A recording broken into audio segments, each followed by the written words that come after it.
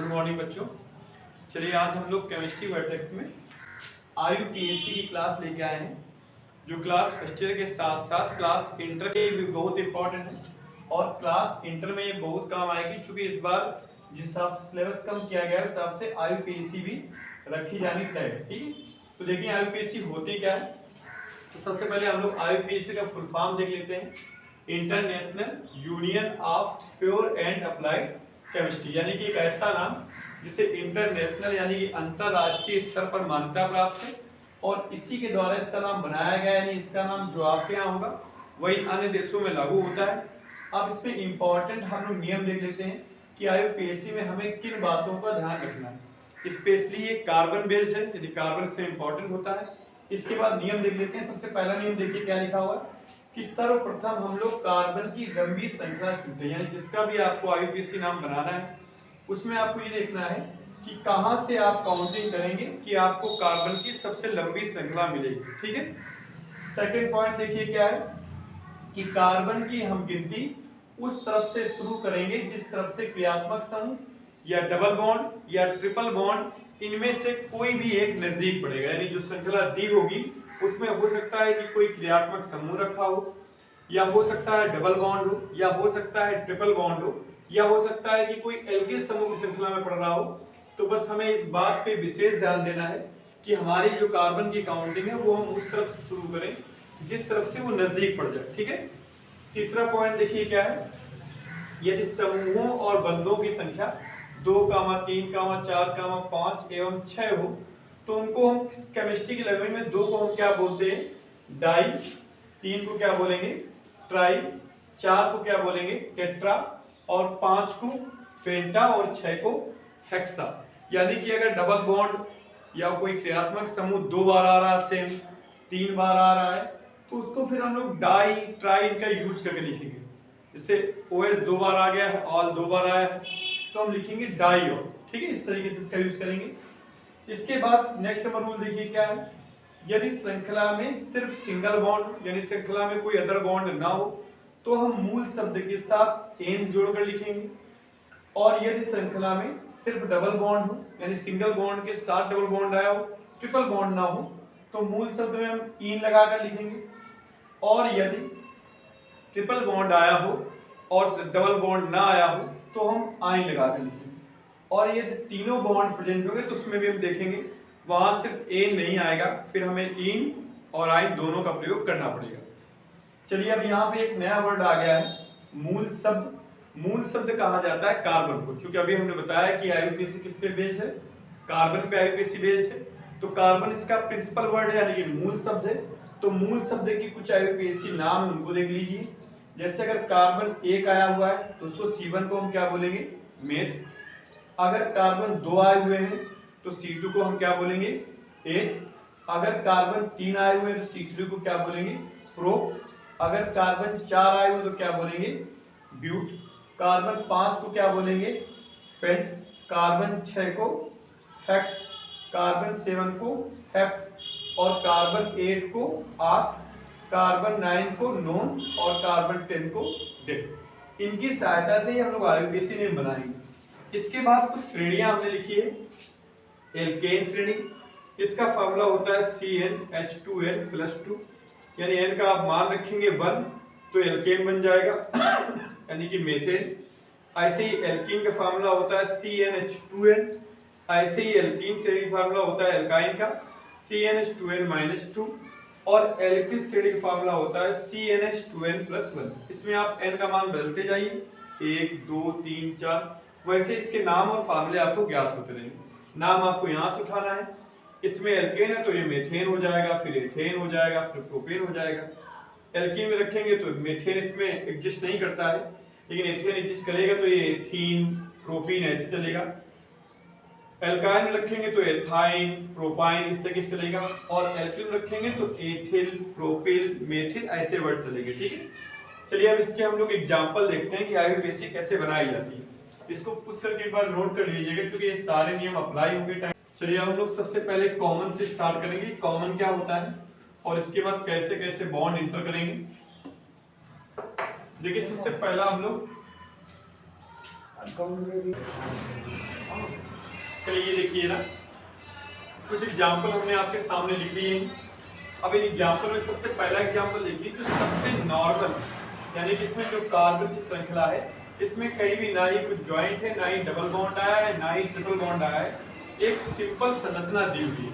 तो यहाँ हम लोग सिर्फ कार्बन की गिनती कर लेंगे, 1 2 3 4 और 5, यानी इसमें 5 कार्बन आए हुए हैं और 5 कार्बन को हम लोग क्या बोलते हैं, पेंट। और चूंकि हम देख रहे हैं कि सारे कार्बन में सिर्फ सिंगल बॉन्ड यानी कि एक बॉन्ड लगा हुआ है, तो इसमें क्या लग जाएगा, 10, तो ये क्या हो जाएगा, पेंटेन। बाकी अब अपने मतलब के लिए इसमें स्मॉल एन जोड़ दिया जाता है, इसका मतलब होता है नॉर्मल, ठीक है। ये कोई विशेष नहीं कि आपको जोड़ना ही है, ये एक नॉर्मल दर्शाने के लिए लिख दिया गया है कि इसमें कोई भी स्ट्रक्चर अलग से नहीं जुड़ा हुआ है, बिल्कुल सिंपल आईपीसी। इसके बाद इसको देखिएगा, ये भी आपको टेढ़ी मेढ़ी दिख रही होगी लेकिन ये भी सीधी, अगर आप देखें तो सीधा यहाँ से लाइन चली गई है, पूरी एक श्रृंखला।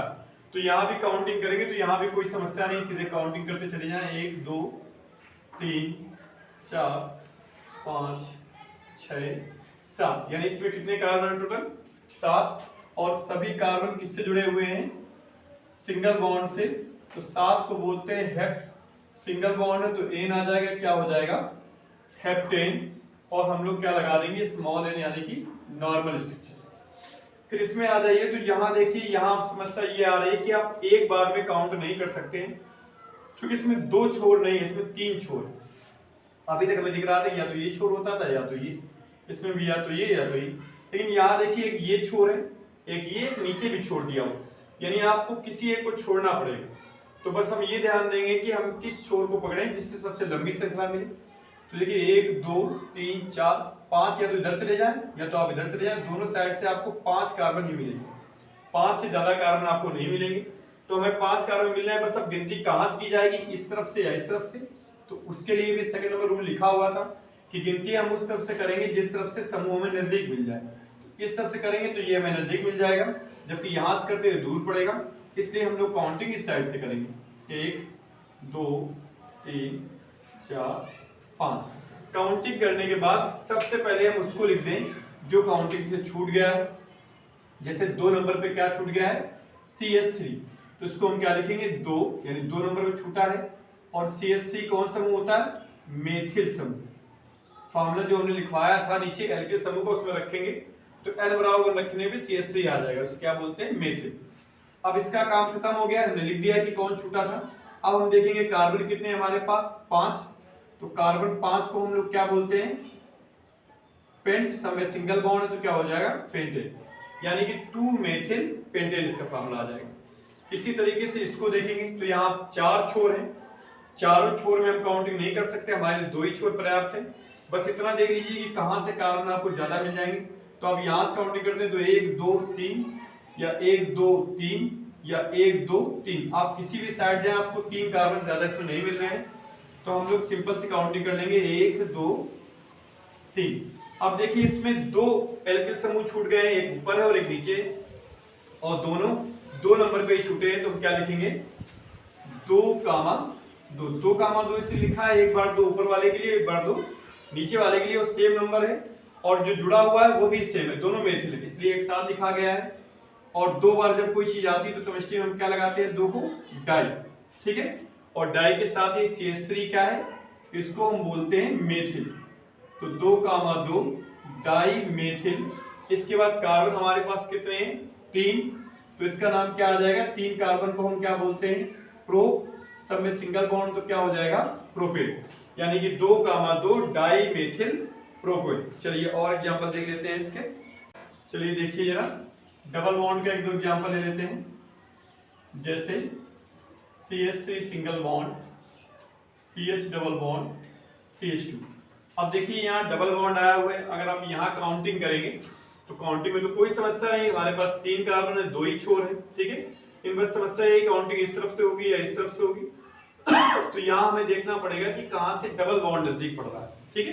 तो डबल बॉन्ड नजदीक कहाँ से पड़ रहा है, पीछे से, तो हम लोग यहाँ से काउंटिंग करेंगे, 1 2 3, 3 हमारे पास कार्बन है, 3 कार्बन को हम लोग क्या बोलते हैं,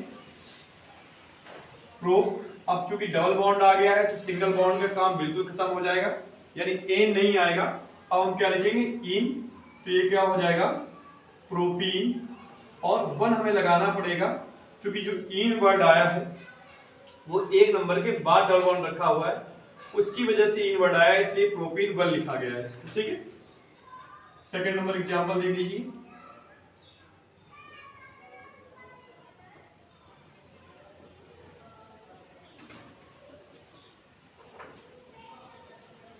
अब देखिए यहाँ भी एक डबल बॉन्ड रखा हुआ है, इसमें हम काउंटिंग कहां से करेंगे, तो इसमें देखिए काउंटिंग यहां से करोगे तो 1 2 3 4 पे डबल बॉन्ड हमें मिलेगा, जबकि यहां से अगर आप करते हैं तो 1 2 3 में हमें डबल बॉन्ड प्राप्त हो जाएगा। तो हम लोग इसकी काउंटिंग कहां से करेंगे, पीछे से काउंटिंग इसकी भी की जाएगी। अब देखो यहाँ पे हमारे पास 7 कार्बन आए हैं और 7 कार्बन को हम लोग क्या बोलते हैं, हेप्ट, और हेप्ट के साथ डबल बॉन्ड है यानी इन लगेगा, तो ये क्या हो जाएगा, हेप्टीन।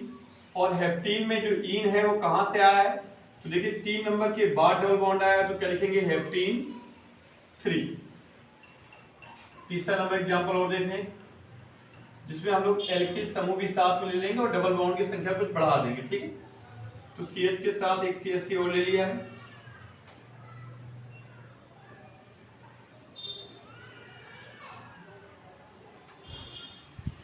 अब इसमें देखिए जरा, इसमें हमारे पास डबल बॉन्ड की संख्या भी ज्यादा है और एल्किल समूहों की संख्या भी ज्यादा है। तो इसमें काउंटिंग करते वक्त हम फिर से देखेंगे कि कहां से डबल बॉन्ड नजदीक पड़ेगा। तो अगर आप स्टार्टिंग से करेंगे तो 1 2 3 नंबर पड़ जाएगा, यहां से करेंगे तो 1 2 3, यानी दोनों तरफ प्रोबेबिलिटी बराबर है, तो हम लोग स्टार्टिंग से गिनती कर सकते हैं, 2 3 4 5 6 7। अब देखिए सबसे पहले तो हम उनका नाम लिख लें जो स्ट्रक्चर से छूट गए हैं एल्किल समूह, एक 2 पे है और एक 5 पे, दोनों सेम है यानी कि दोनों मेथिल है, तो हम लिखेंगे 2,5, यानी एक बार 2 इस मेथिल के लिए और ये 5 इस मेथिल के लिए, और 2 बार है तो केमिस्ट्री में 2 को क्या बोलते हैं, डाई। CH3 को क्या बोलेंगे, मेथिल, तो 2,5 डाई मेथिल। इसके बाद देखिए यार डबल बॉन्ड भी 2 बार आया हुआ है, तो उसकी भी हमें नंबरिंग करनी पड़ेगी, एक बार 3 के बाद आया है और एक बार 4 के बाद, तो लिखेंगे 3,4, इसमें भी लिखेंगे डाई चूंकि 2 बार आया है। अब C हमारे पास कितने हैं, 7, तो क्या हो जाएगा, हेप्ट, डबल बॉन्ड है तो इन, यानी कि 3,4 डाई हेप्टीन। या इसको आप चाहें तो इसको ऐसे भी लिख सकते हैं कि हेप्टीन नहीं लगाना चाहते हैं तो इन करने के बाद हेप्ट यूज कर सकते हैं, ये भी सही है, ठीक है। और ये आप इन पीछे लगाना चाहते हैं तो इन पीछे भी लगाना सही है। एक और एग्जांपल इसका देख लेते हैं, डबल बॉन्ड 2 है और इस बार एल्किल समूह हमने चेंज कर लिया है, एथिल समूह ले लिया है। अब इसमें अगर हम लोग काउंटिंग करेंगे डबल बॉन्ड, तो यहाँ से हमें डबल बॉन्ड नजदीक मिल जाएगा क्योंकि एक नंबर पे ही प्राप्त हो जाएगा, तो यहाँ से काउंटिंग करेंगे 1 2 3 4 5 6 7। अब सबसे पहले उसका नाम लिख देंगे जो स्ट्रक्चर से अलग हो गया है, यानी कि एथिल का, तो क्या लिखेंगे, 5 एथिल।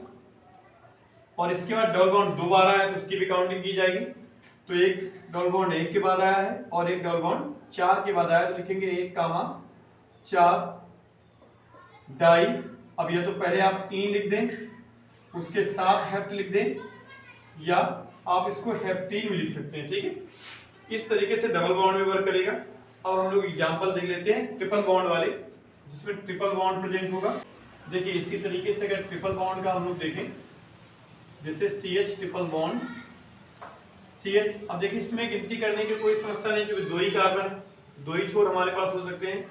यहाँ ट्रिपल बॉन्ड आया हुआ है तो C2 को हम लोग क्या बोलेंगे, 8, ट्रिपल बॉन्ड लगा हुआ तो क्या लग जाएगा, I, तो क्या हो जाएगा, एथ।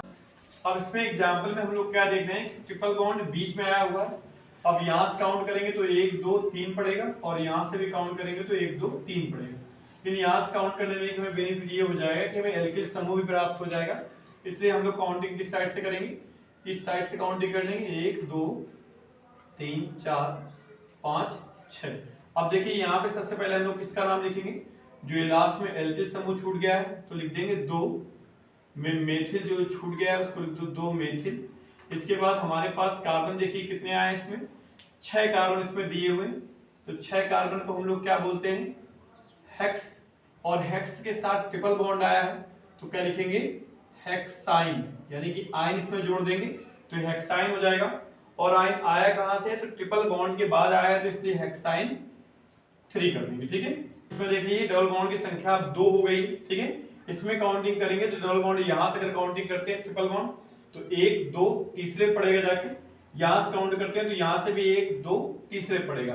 लेकिन यहाँ पे हमारे पास एक बेनिफिट क्या है कि हमारे पास एक एल्किल समूह है, हमें वो भी प्राप्त हो जाएगा। तो हम लोग काउंटिंग किस साइड से करेंगे, पीछे से काउंटिंग करेंगे तो 1 2 3 4 5 6 7 8। ठीक है, अब यहाँ सबसे पहले हम लोग किसका नाम लिखेंगे, जो एल्किल समूह हमारे पास है जैसे CH3 तो क्या लिख लेंगे 2 मेथिल। इसके बाद अब यहाँ पे ट्रिपल बॉन्ड की भी